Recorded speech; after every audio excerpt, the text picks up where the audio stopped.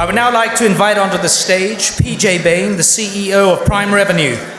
As you saw, PJ serves on our board of directors. In my opinion, he exemplifies engaging and impacting our club. He describes himself as a lifelong entrepreneur with boundless curiosity and drive to learn. A Georgia Tech footballer and an engineer at heart, he loves solving business, technical, financial, and organizational problems. The more complex and greater the reward, the greater the enjoyment. He has an attacking the problem. I can think of no one better to introduce a rising star in our city and a Morehouse man, Fire Chief Roderick Smith. So come on up. Thank you.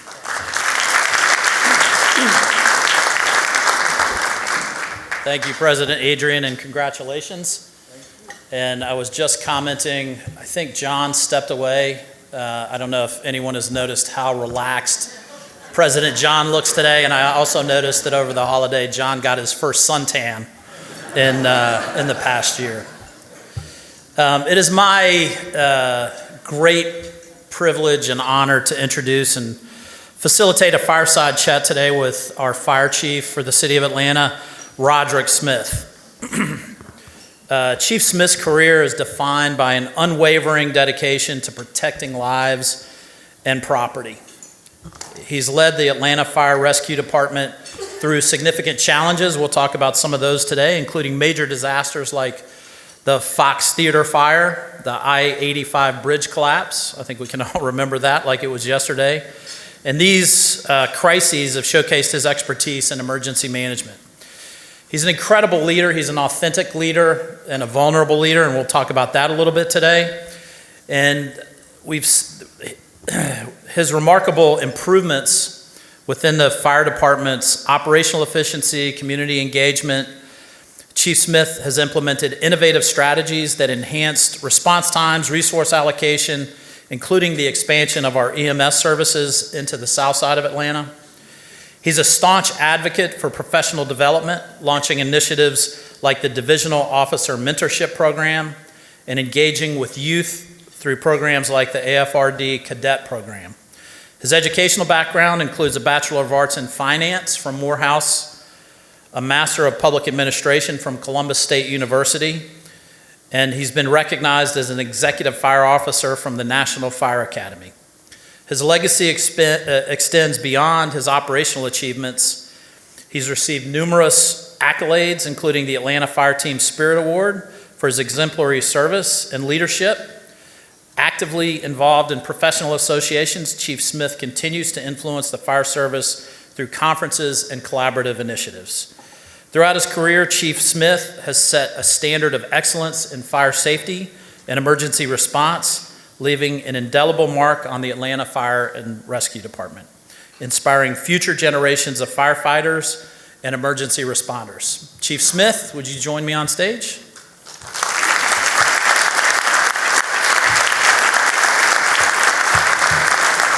Hey, everybody. Got a lot of friends out here in the audience. So, Chief, how you doing? I'm doing great. Long weekend. Thankfully, the 4th of July is over.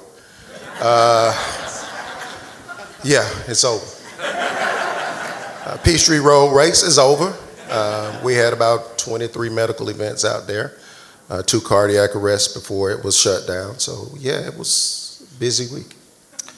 So we're going to talk about the toll that takes in just a minute. But first, the Atlanta Fire and Rescue Department is staffed by over 1,100 men and women operating out of 34 fire stations.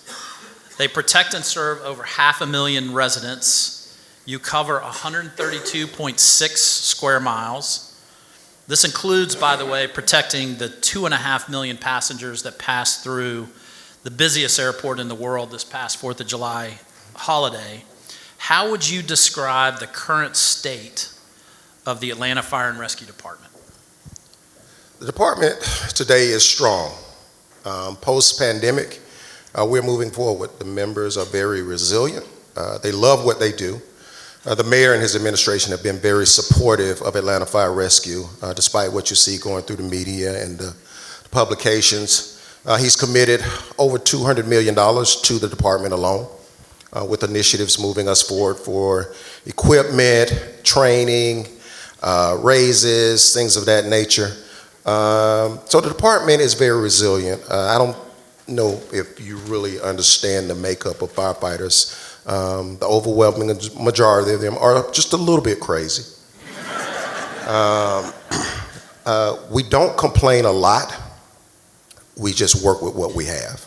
And so you've got to understand that mentality of coming up in an organization where you will never have every tool that you need on a truck. So you learn to be innovative. If we did carry every tool we thought we might need, every fire truck would have a trailer attached to it, about 20 feet long. But we learn to use what we have. We learn to depend on each other. And we learn not to complain much. Historically, that is a double-edged sword because oftentimes we are not heard for the things that we need over the years. But that has changed.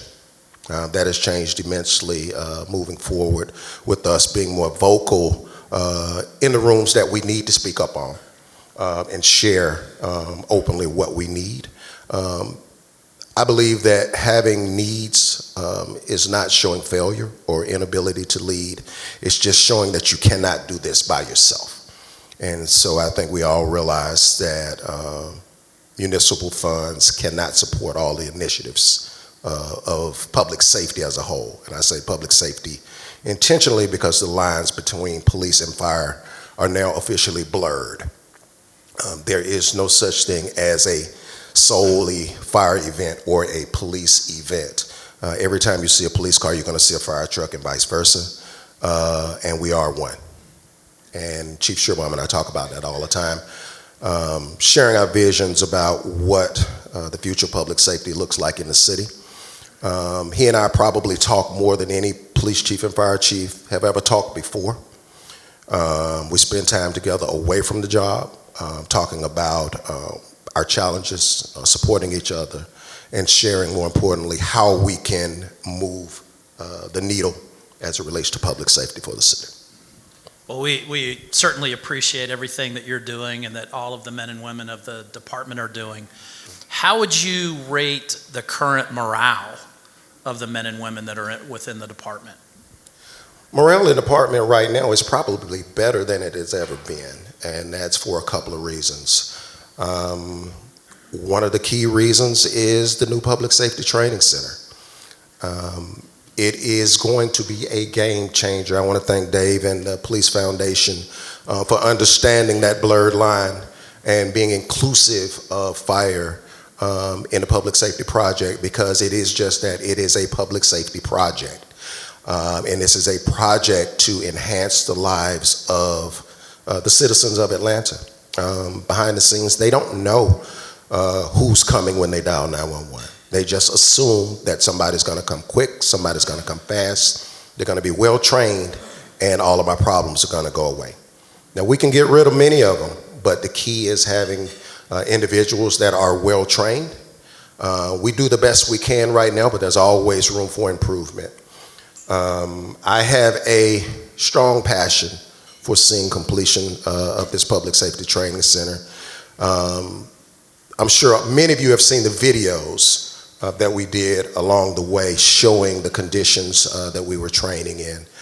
Thankfully, right now we are leasing a building out in College Park that we're training, but it is a temporary facilities. But my personal passion comes from being trained myself in one of the elementary schools that we recently closed. So if you can imagine, in January '93, I got hired and I reported to an old elementary school in Southeast Atlanta. And I was told, hey, we need you guys to get on this truck. We're going to take you over to another school and move all of your things over here. And along the way, constantly hearing, oh, well, don't worry. This is just a temporary location. The city's going to build us a training center. And that was in January of '93. Ironically, I end up being the deputy chief of technical services, that had to ultimately close the doors of that facility. And it was because we had 12 recruits that became ill, had respiratory challenges, and went to the ER. They were exposed to mold, and the doctor simply told them, you cannot go back in that building. So you can imagine behind closed doors the conversation I had with the then fire chief, Chief Slaughter. He went up one side of me and down the other, but it was the right thing to do. And so moving forward, we are now in a space that I am very excited about. State-of-the-art training, collaborative training, and ample space for us to grow the initiative of dealing with all hazards. As I said, it's not just police and fire anymore. We're dealing with unknowns now. We're dealing with all hazards, those things where the frequency of them are low, but the impact is going to be extremely high. And so we have to be in spaces where we can recreate those situations as best we can and train our people often and keep them informed on what it needs to respond in those spaces. So you can hear it in the chief's voice. I've gotten to know the chief really well over the last couple of years through a Leadership Atlanta experience. I was a study group facilitator for your class, who's the second best class ever that just graduated. And I don't think I ever walked away from an interaction with you, whether it was one-on-one or within a group setting, where I wasn't struck by your heart for service.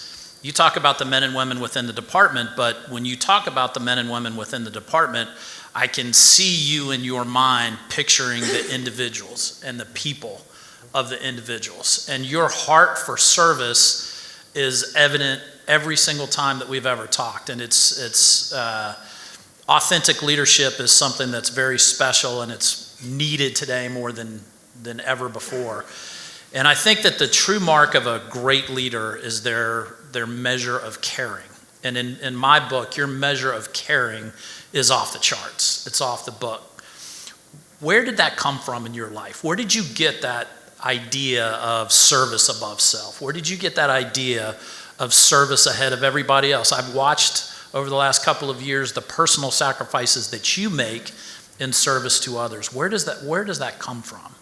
I can't take any of the credit for that. That's going to be Leonard and Olivia Smith. They have passed on now to glory. But my dad worked for the post office for 38 years, and my mom taught school in APS for 39 years. And so service to the community is all I know, and that's all I've seen. But more importantly, it is the fabric of who I am.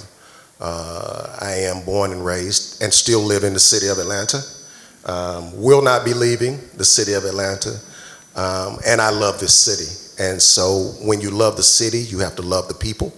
And the city is just like family. You can't choose your family. We have some good things going on in the city, and we have some bad things, but we have to embrace them all. And I just enjoy being in a position to impact change.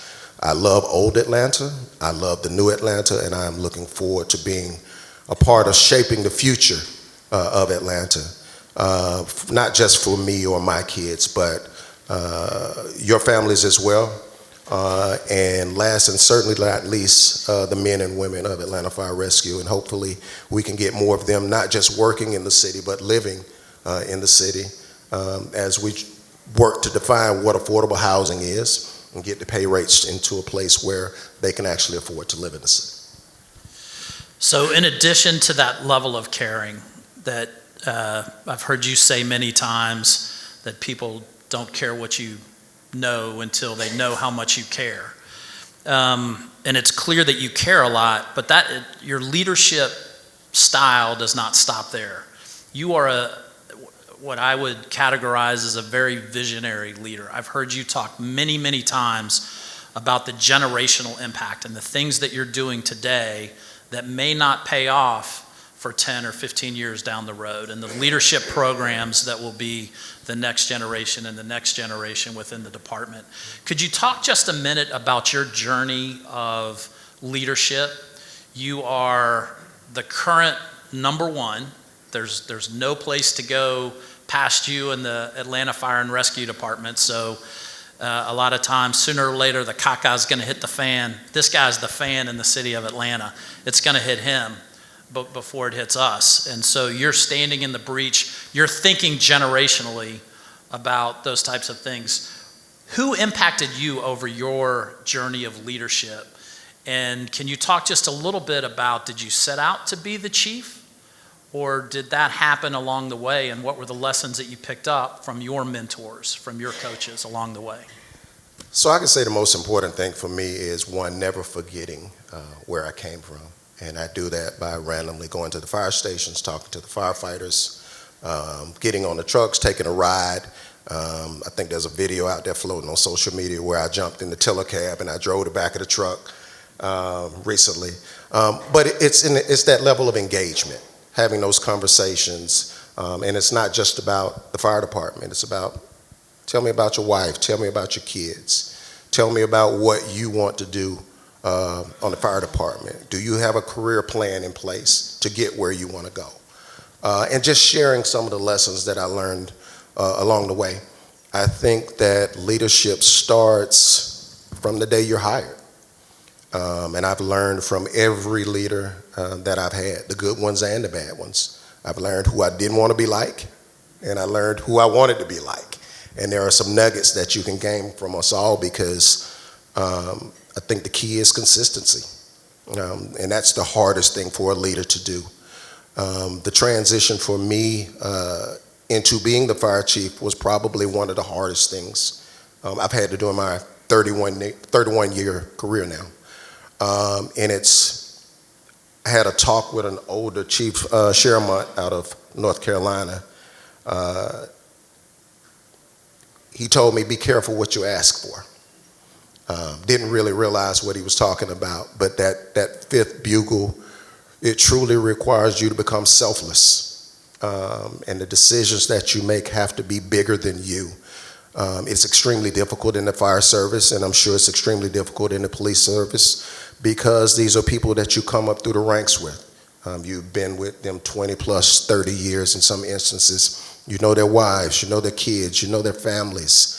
But when it's time to appoint people or put people in the positions, do you put the people in the positions that are best prepared and aligned with the vision of the department, or do you put the guy in position that you go fishing with and play golf with, or you know his wife?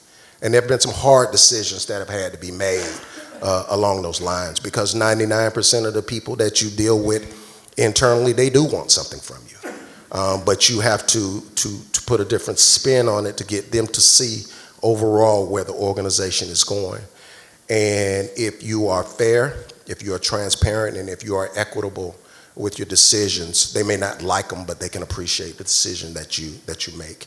And that is the huge shift I see in the culture of the department since I took the position, and we'll continue down that road doing ultimately what is best for the department. I don't knock any of my predecessors for the decisions that they made, because I was not sitting there and I can't look through the lens and see what they saw.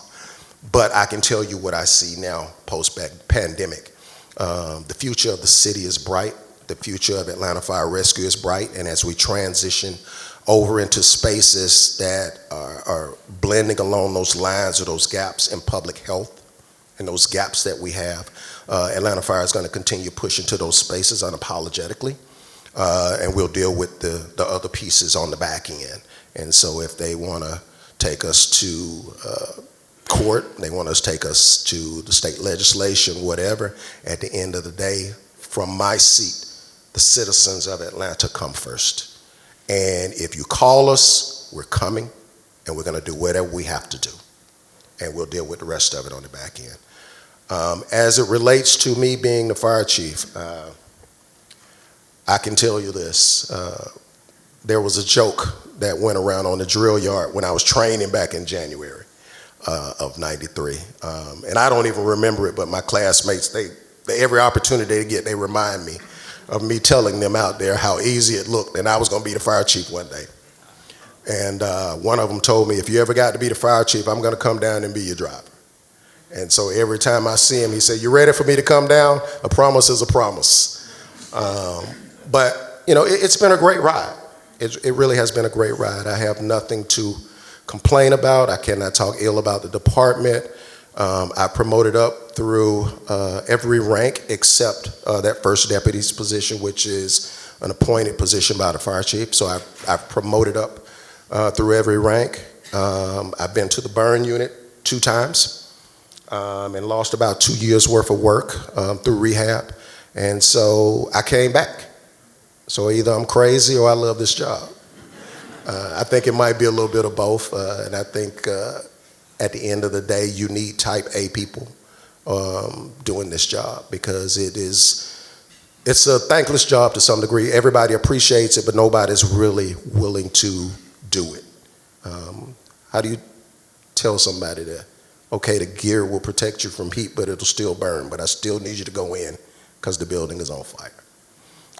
And go from doing nothing, but watching TV or sitting in the station into 6 minutes or less, you're at 100 miles an hour running into the unknown. So we need people like this. And so it's my job to encourage the individuals that we have hired, to offer them opportunities to promote up and provide consistent professional development and to prepare the city for the future.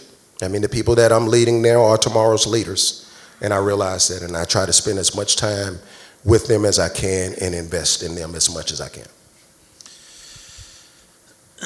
So you talk about getting the call and answering the call, and I was very fortunate and blessed to spend a shift with an engine company a few years ago on a ride-along, and I'm assuming you still do the ride-along. And if you haven't had the opportunity to do that, you're really missing out on what's happening in the city by not participating in a ride-along with the fire department and a ride-along with the police department. I would encourage everybody to do that.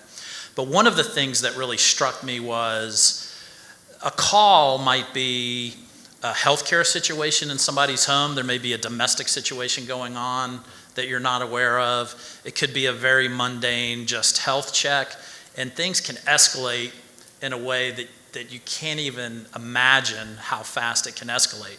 It could be a life-threatening situation for the men and women of the department, and it could be a life-threatening or a life-ending situation for the people that you're serving. And regardless of all of the different things that the men and women in the fire department have to do, they do it with unbelievable professionalism in managing the public. And so you just talked a little bit about the training center and the great work that the training center is going to do. How do you manage all of the different types of training that you have to do? Because you have to be prepared for a medical event, you have to be prepared for firefighting. I was struck by how infrequent there are fires compared to the number of calls that you get. I was shocked by the number of calls that you get, but you have absolutely no idea, and you have to be calm, collective, in command of the situation regardless of what's happening, all while projecting an air of confidence, calm, and professionalism with the public. How do you manage the breadth of all of that training?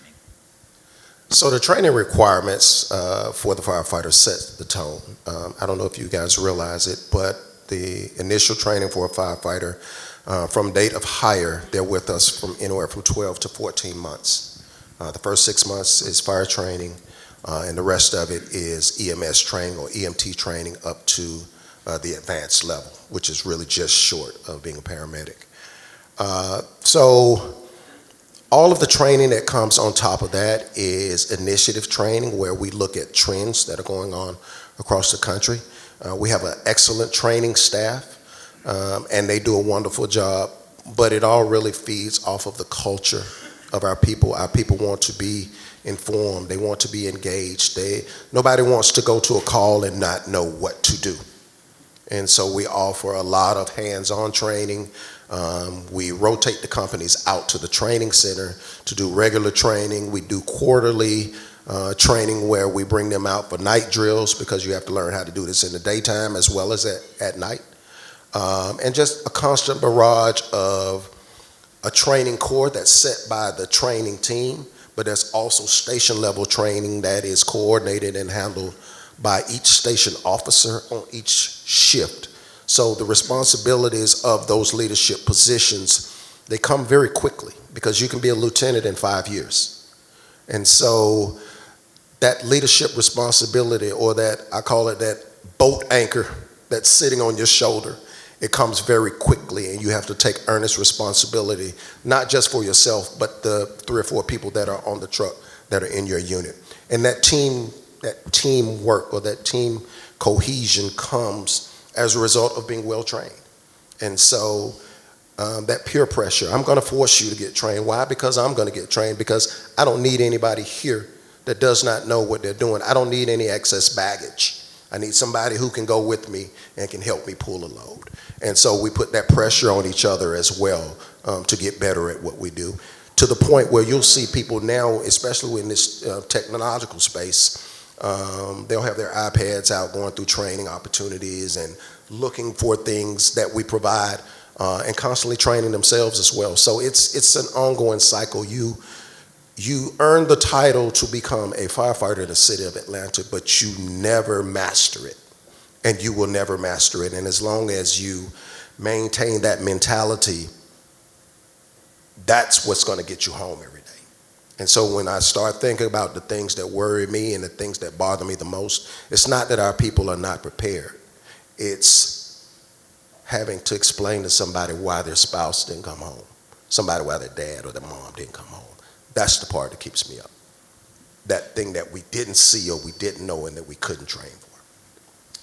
So just as important as the training is the equipment that you use. During my ride along, our fire truck broke down. And the apparatus, we put some of that Georgia Tech engineering ingenuity to work that Adrian was just talking about, to rob parts and equipment from 2 or 3 different fire trucks that were in disrepair to be able to put the apparatus back on the road. What's the current state of the equipment today within the fire department? That's a good question. I will share with you that we are like every other department in the country, running through equipment challenges, trying to make sure that they're up and running. I think this morning I got a report, and I get a report every day. I think we had 5 engines that were down and 4 ladder trucks that were down for maintenance issues. It's cyclical in nature. We're running 85 to 90,000 calls a year. They're going to go down. They're going to break. What we're focusing on now is, what does that turnaround time look like in getting them repaired? Post-pandemic, getting the trucks, getting the parts that we need, the city hiring the mechanics. You know what's interesting about that? So I got hammered. I'm sure you guys saw that one. When I first took the position, I got my first inaugural call from Morris Diggs. They said, "Hey, Chief, I need to talk to you about these broke fire trucks." Now, the fire department doesn't have one mechanic on our payroll. We haven't purchased one wrench, but I was getting a call to do an interview about broke fire trucks. So I told the deputy over, or the commissioner over Public Works, "Hey, this first interview is on me. The next one will be on you." And we laughed about it, and to this day he and I are friends, but it's a degree of ownership that comes with it, meaning I'll wear it. It's a fire truck. But the reality of it is, and we have to always remind ourselves, that they're mechanical in nature and the equipment will break down. Do we have a plan to replace them? Yes, we do. And we've always had a plan to replace them. The cog in the wheel was not funding. The cog in the wheel was the procurement or the ordering process over the years. And we were consistently inconsistent with the changes in commissioners in those spaces. And so the priorities changed. In addition to that, I don't know if any of you know what the going rate is now for a diesel mechanic. But the men and women at the shops that we have, they do the best that they can do with what they have. And so we've had to look at some alternative models, typical in business. What's your plan A? What's your plan B? Plan B is that we've had to outsource some repairs to some certified mechanics, people who work specifically on fire trucks. But more importantly, we had to develop a more robust fleet replacement plan. That plan is in place, and we are ordering fire trucks every year consistently. In addition to that, we have recently placed our order, and the mayor has committed to making sure that we get a minimum of $10 million a year to replace trucks. And so that space is turning, and we're getting the equipment that we need. Right now, we're just running into the supply chain issues of when will they be delivered. Last number I got was from point of order to delivery was 270 days. Wow. So there you have it, and that's why the planning piece is so important, because when you order, you have to intentionally stagger those orders to replace the equipment that you have. PJ, thank you for leading us in that engaging conversation. I can see why you were the study leader, right? I know that there are a number of members who'd like to ask the fire chief some questions. There's a microphone there. Let's kick it off. Stephanie, please. Fellow classmate, boss class ever. We've got several in the house today. So my question is about your firefighters. Who are they? Where are they coming from? What kind of educational background do they have? How much do you have to pay them? And you mentioned not having enough. So what are you doing to try and recruit more? So who are our firefighters? Our firefighters are coming from everywhere. We've got people who have prior service that are coming from other departments, because everybody wants to work for the biggest department and the busiest department because they want the experience. We have a pay class study that's on the table that's changing the numbers right now as we speak, moving forward as it relates to salary. Starting pay right now is, I believe, 49 for recruits, and goes up to 50 or 51 once they hit the stations. And we're putting a more robust tier system in place to ensure that they get paid. We have some incentives in place, such as if they become paramedics and things of that nature, to give them additional money. But I believe that the collection of things that we offer is also attracting our people, meaning we offer tuition reimbursement through our foundation. We have a housing assistance program, and we're now launching a down payment assistance program to give them up to $30K towards a down payment on a home. And so those are the things that I think that are going to draw the people and that are going to keep the people here. Chief, thank you for your service. I have two questions. The first one is, how much of a problem are fake 911 calls to the fire department? So I don't classify them as fake calls. What I will say is that they are misguided or misdirected calls. And what I mean by that is, and I think I had a conversation earlier about it, there's a re-education that has to occur, and it's not just in Atlanta, but it's the United States. I don't know how many of you actually remember when we put the universal 911 system in place. Prior to that, it was a 7-digit phone number for police and one for fire. But when we put that system in place, everybody learned to call 911 when things went awry. Since that time, we put service numbers in play, like the 411s, the 311s, to offset those calls. But we've got to do our due diligence in re-educating the public not to call 911 for every single thing. We attempted to do it through social media and communications coming out of the mayor's office, but it's got to be a broader initiative to do so. And it's bigger than the city of Atlanta, but I think that we can take the mantle on that and show them how it's done. Second question is, how has firefighting changed since 9/11?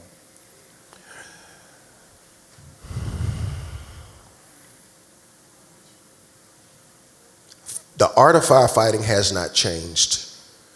The individuals have changed. The construction of buildings has changed. The fire codes have given us buildings that are more sound now than there have ever been. But the reality of it is that not if, but when a fire does occur, the fires are going to be worse. They're going to be worse because you have new polymers in those buildings. The buildings are more secure, they're more isolated, they're getting taller, they're getting bigger, they're occupying more people. And so the code is trying to catch up with construction. And so that's the unique piece about it. How do you, it's like being on a rat wheel. You're trying to catch up with something that you can't catch up with. The fire codes are constantly changing, trying to keep up with construction, but profit is still driving that construction piece. How do we keep up with it through the legislative processes? Thank you for your service, sir. Thank you. I heard a huge opportunity when you talked about the repairs of the trucks, the diesel, those that are certified in that space. Is there a concerted effort to get individuals trained in that space? So the short answer is yes, and there have been many attempts to do so, including increasing the training level of the individuals that we have towards that certified diesel mechanic space. But what we found is that because of the marketability of that certification, they get the certification and they leave. So that private sector is always going to pay more money than the municipalities, especially in those technical fields. And so the chase for us is, how do you get enough? How do you keep them? And we found right now that the solution is outsourcing. Okay, thank you. I think we have time for 2 more questions. Thank you, Chief, for your service, and thank you for sticking behind the Public Safety Training Center. Thank you. 2 questions. One is, we've been fortunate in Atlanta to not have supreme catastrophic events that other cities have had, whether they're refineries in Houston or New York 911. What do you do to learn from other cities that have had catastrophic events? We've got the busiest airport in the world. We're lucky nothing has happened there. How do you keep up to date with your peers around the world on how they respond to the things? So there are a couple of groups, and we have personal relationships. I probably have a personal relationship with about 40 or 50 major metro city fire chiefs, like size or larger departments. We have annual conferences where we sit down and have the candid conversations about what's going on in your jurisdiction, what challenges are you running into. We have some tabletop exercises. How will you handle this? Resource accountability, similar to what the military does, determining, are you prepared for it, and what are you prepared for? And if you're not prepared, what are you going to do? So we also get that ancillary support from groups like UASI that help us prepare, not just financially, but equipment or resource-wise for that low-frequency, high-risk event, the ones that you speak of. How do you communicate with other departments in the metro area? Because I don't know how many there are. There must be more than 20 fire departments. How do you communicate with each other and know when to call for help, and how is that coordinated? So that happens also on the local level. We have a Metro Chiefs group. That group meets every second Wednesday, and we rotate around from department to department. But more importantly, the state of Georgia, we have a Georgia Mutual Aid group, which is called a GMAG group, and they have a coordinator that's on duty 24 hours. And so we all have the ability to call that individual if we need resources, and we get resources that come from all over the state. Great example of that is when we had the water main break. We had 6 water tankers that were provided through that GMAG phone call within an hour, and they all drove up from various jurisdictions, and they were here until we did not need them anymore. Great, thank you. I'm Robert Franklin, President Emeritus, Morehouse College. I smiled when I heard you use the phrase well-trained on several occasions. Exactly. As you know, since 1867, we've taught the 5 wells that every Morehouse man should be well-read, well-spoken, well-traveled, well-dressed, and well-balanced. What 2 professors at Morehouse had the greatest impact on the way you think, and what did you learn? Dr. Sheftall taught me to pay attention to what's going on in the world, especially the economics of the world, because money is the engine for everything that we do. And John Williams, don't be a fool with what you make. Your kids will appreciate you and your grandkids will appreciate you. And I appreciate Morehouse for everything that they poured into me. That's fantastic. Let's end off with one question that I know PJ wanted to get to. We heard a little bit, Fire Chief, about affordable housing, so we're going to be tackling that issues with the shortage of diesel mechanics and training. What can the business community do? What can we do as a club to help support the profession each and every day, not just the grand issues? The biggest thing you can do is continue to be an advocate for everything public safety. We need your support. The mayor's been getting his butt kicked on this public safety project, this training center. And some people have publicly supported him and stabbed him in the back, behind the scenes. But he is the public figure representing the future of public safety for the city. And we need you to be strong advocates for what's going on in our city, because I promise you, there will be no legacy project like this one that's going to change the outlook of our city, good, bad, or indifferent. This is the legacy project by far, with the quickest turnaround and the greatest impact that will happen in the next 20 to 30 years. I'm proof of that. I'm sitting here 30 years later and we're just now getting it. But when this comes, what you're gonna have is not only people that show you an unwavering level of commitment and trained as well as we can train them. What you're gonna have is next level training. You're gonna get that same earnest decisiveness. You're gonna get that quick response. You're gonna get that reassured individual. You're gonna get those individuals that are trained optimally to support the city of Atlanta. And that's what this city deserves. This city is growing leaps and bounds. This is not the same city that I grew up in. Mm-hmm. It's growing leaps and bounds. You can probably, if I said raise your hand if you're from Atlanta, we'll probably have, what, 5 people in here? 6 maybe? But this is the makeup of the city now. And so we embrace this. And so we need your support unwaveringly in public safety. We need your support also in being advocates for this new space called mental health.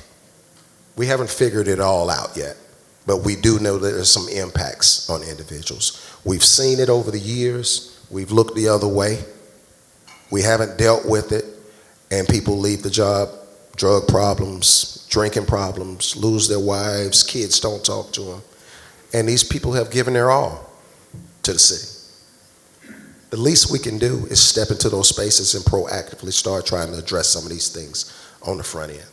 And so we've created some spaces where there is mental wellness counseling going on, not just the EAP. We want to get you before the wheels fall off the cart. We want to start teaching our people to recognize the signs and to get our people engaged in help early.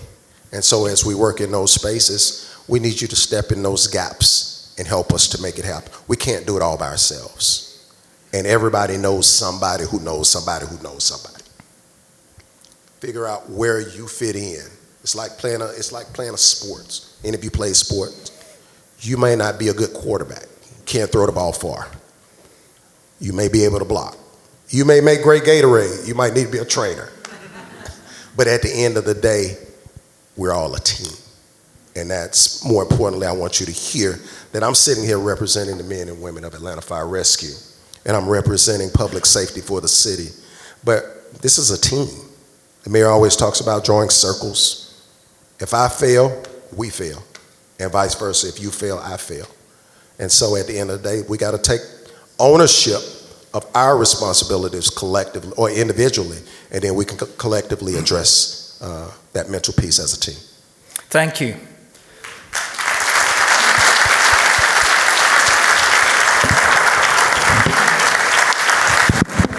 So you heard it here first.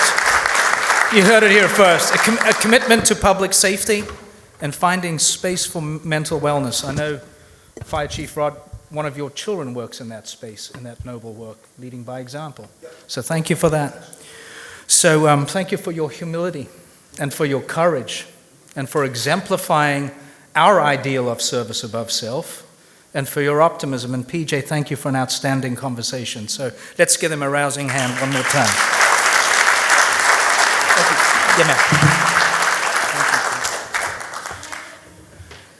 We will in a moment, just before we adjourn. Thank you. So I wanted to call everybody's attention to some upcoming programs.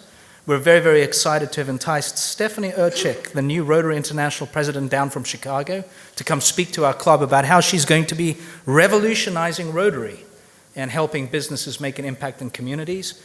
And then very excitingly, we're going to have the story about the FIFA World Cup and how it came to our city. A huge challenge for your department in a couple of years, right?